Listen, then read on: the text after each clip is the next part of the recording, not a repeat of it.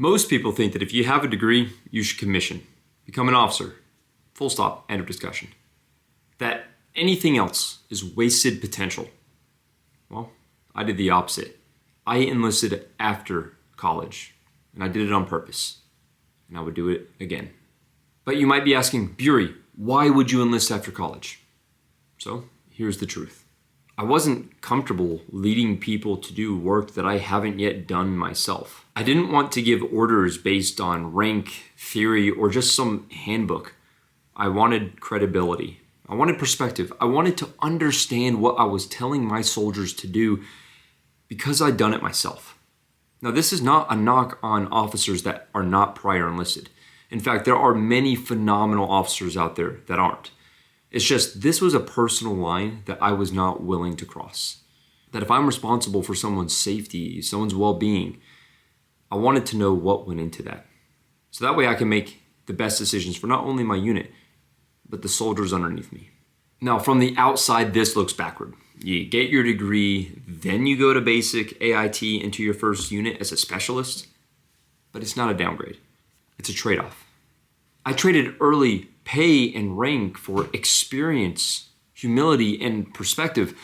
I wanted to learn how the Army actually worked, not just how it was supposed to work on paper. And that matters. Now, the next obvious question is, would I do it again? Short answer is absolutely yes, 100%.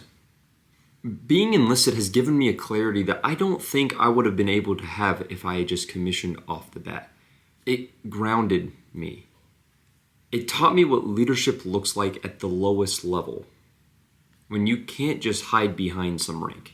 There's also things on the enlisted side that I simply just want to do. I want to become a drill sergeant. Now, some people laugh at this. A lot of people think it's crazy, but I think that it's one of the coolest things, quite frankly, to do in the military. I mean, from my perspective, you get to take people from civilian life and transition them into their military career, whatever that might look like. And I think that that's a wonderful thing. And that's something I would never be able to do if I commissioned. But I also like being close to the troops. I like the responsibility that being an NCO gives me. And I respect the heck out of the work that I do. So all of this experience that I've gotten on the enlisted side is going to follow me wherever I go, whether that be in my civilian career or if I decide to commission as an officer next. All right, so here's probably the part that is more interesting to you. Should you do it? Should you enlist after college? And I'm going to give you the old law school answer. And that answer is, it depends. And I can't make that call for you. And no, I'm not going to either.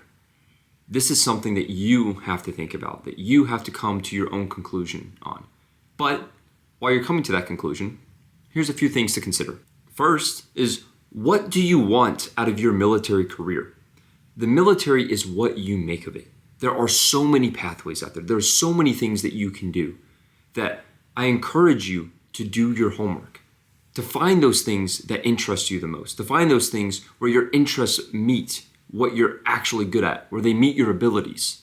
So that way, you can go ahead and start mapping out what this career will look like for you. And if being enlisted happens to be in that path that you've built for yourself, then great, do it. If it's not, no worries, don't. The next question that I would encourage you to ask is, do you want more leadership credibility or leadership authority? Now, I'm not saying that you have to be prior enlisted to have credible leadership, but it certainly helps. One thing that I've noticed in my brief time in the military, my 3 years, is that credibility matters. That if you've done certain tasks, if you've gone to certain schools, if you've achieved certain achievements, people are going to look at you different, and they're going to take your word more seriously. And from what I've seen, and from what I've been told, is that all of the prior enlisted officers have a different air of credibility about them. That people tend to listen a little more intently, that people tend to give them the benefit of the doubt. Now, again, you don't have to be prior enlisted for this, but I'm saying it certainly helps. The third question is, what jobs do you actually want to do? Now, this is similar to the first point of what do you want to get out of your military career, but I want to be a little more pointed here, which is what job do you want to do? Because there are certain jobs that are only available to enlisted personnel, just like there are certain jobs that are only available to officers. So go to whatever branch of service you're interested in my case, the Army. Go to the Army's website and look at the jobs. Find what piques your interest. And if you're finding more of these jobs that pique your interest on the enlisted, maybe that's a sign that you should go enlist. However, if you're finding more jobs on the commission side, the officer side, that pique your interest, maybe that's a sign that that's the route that you should take.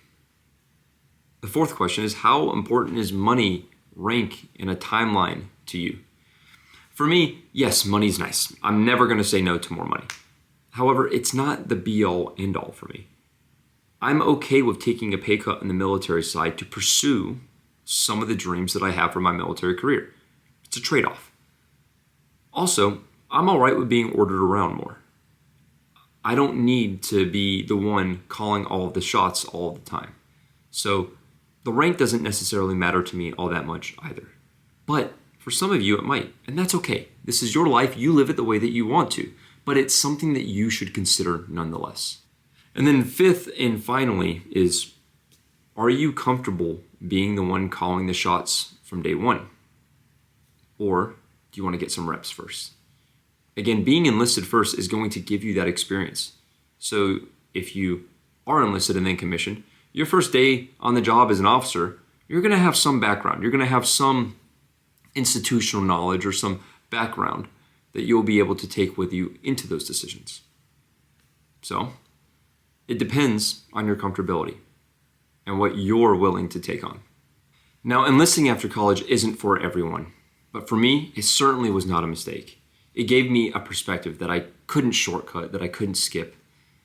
And because I was able to get this, I'm able to carry that perspective with me everywhere I go, be that the military or my civilian life.